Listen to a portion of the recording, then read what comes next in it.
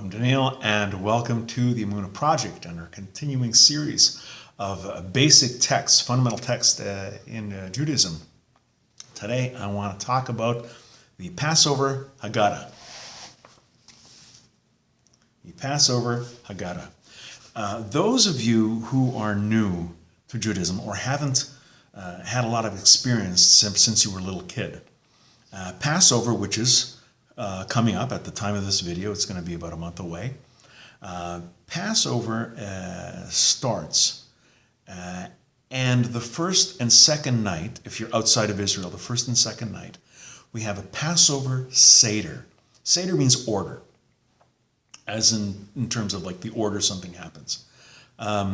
It's a very ritualized meal. And it has, for lahavdil, for lack of a better word, it has a script.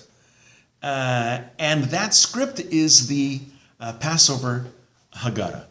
And it goes into great detail as to what, not only what the blessings are, but also how to set up the Seder plate, what goes on it. And at the beginning of the meal, there is a lot of reading. It tells the story of Passover, how it came about. It talks about the bondage in Egypt, about the plagues. And it's meant for everyone, but it's specially geared for children. There's all sorts of questions and very unusual things to keep the kids interested. If you haven't had a chance to go to a Passover Seder yet, see if you can somehow catch an invitation, because if it's your first time and if you get the right one, it'll be an event. There's all sorts of different kinds of Haggadahs. Different publishing companies comes up with different kinds. This is a very useful one, especially for converts, for Gerim, and for Baalei Tshuva, for returnees. This is brilliant. This is the Art Scroll Children's Haggadah. Although it's geared toward young people, for children, it is a warehouse of information. You get so much out of that. If you can get a hold of it, and like a couple of days before the Seder, start reading up, it'll make things much more meaningful. There's all different kinds of Haggadahs, and of course, in different countries, you'll have them in different languages. You'll have them in Spanish, you'll have them in French, you'll have them in German. Obviously, all Haggadahs are in English, are in Hebrew as well, of whatever language. This is mine. This is an Italian Haggadah. I like to, when I can, find things in Italian. It means a lot to me. But there's lots of different kinds of Haggadahs. Now, if you have relatives or friends, and there are members of the families who've been around a long time, even longer than me, you may run into something called a Maxwell House Haggadah. This is a Haggadah that was made by the Maxwell House Coffee Company. And there's an interesting little story that goes along with it that explains why you have a Maxwell House Haggadah. See, when Jews came to America, a lot of the Jews that came to America, especially in the old days, 100 years ago, were from Ashkenazi countries, Central Europe, Eastern Europe, the western part of Russia, the Ukraine, Poland, the Baltic countries, and along with their customs and their language, Yiddish, they also had Ashkenazi customs. One of the restrictions of Passover is not to eat chametz, which literally means wheat, rye, barley, oats, spelt. That's what chametz is.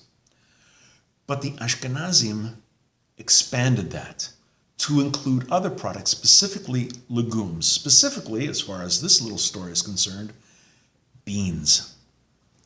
beans, peas. Now, there was a concern that a lot of the Ashkenazi Jews said, well, coffee is made from coffee beans.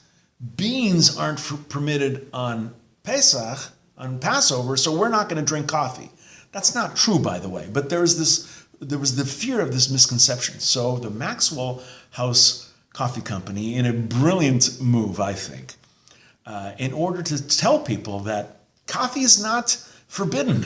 You can have coffee on Passover. They put out the Passover Haggadah, the Maxwell House. It's a blue and white Passover Haggadah. Somewhere in my house, I have one. I wasn't able to find it for this afternoon, but if you run into one, keep this story in mind. The Passover Haggadah. The Passover is a very meaningful, holy day. It's a yontiv, a yom tov, a holy day set out in the Torah. And as such, even the most secular, even the most non-observant, the most assimilated, the most unaffiliated Jew, they will come together at Passover. And one of the things that we have in the Passover Haggadah is the section dealing with the four sons: the wise son, the wicked son, the simple son, and the one that doesn't even know how to ask. The Rasha, the wicked son. Say what you will about the wicked son, even he is at the Seder. Even he has a place in the Haggadah. When it comes time for the Seder, whoever's leading the Seder, the father, the mother, the grandfather, whoever's the leader of the Seder, sometimes they will recite the whole thing. Usually what happens to keep kids involved is that different sections are given to different people according to their skill level. And of course, the highlight, one of the highlights of the Passover Haggadah, the Passover Seder, is when the youngest Jew at the table gets to ask the four questions. Sometimes the youngest one is very shy, can barely get through it. Sometimes they're a little older, they're more experienced. Sometimes the youngest person, the youngest Jew at the Seder, is 40, but a very, very important part. If this coming Passover, you can somehow get an invitation, please do. It is, especially if you've never been to one before, or you haven't been to one since you were a little kid. Go to it. I have one last story about a woman who had never been to a Seder before. This was my friend, Alex Katz, who's from Russia. He and his wife, Natasha, are from Russia. And I think it was Alex's aunt. I'm not exactly sure. Alex, forgive me if I'm getting this story wrong. His aunt came over from Russia, from former Soviet Union.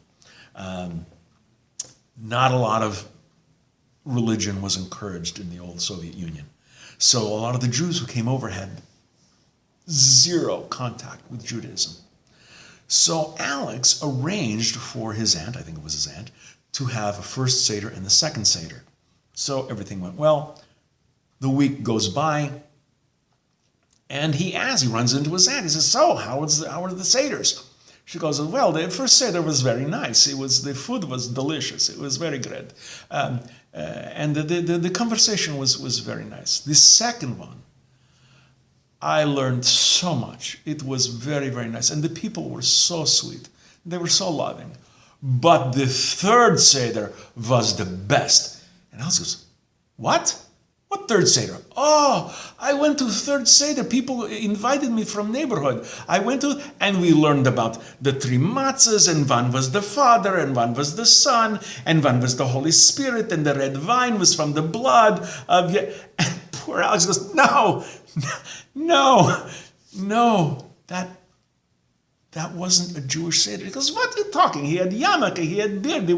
No. They were Christians. No, he was born Jewish. Yeah, he may have been born Jewish. His parents may have been Jewish. His grandparents may have been Jewish. What they're doing, not so Jewish. So that was a little story about someone who had a bit of an adventure on her first Passover. Hopefully yours won't be nearly as dramatic, but we're going to be doing more videos on basic and fundamental texts in Judaism. Please come back. Please listen. Please learn. I hope you're finding these informative and enjoyable. And until next time, on behalf of the Emunah Project, I'm Daniel, and thank you too much.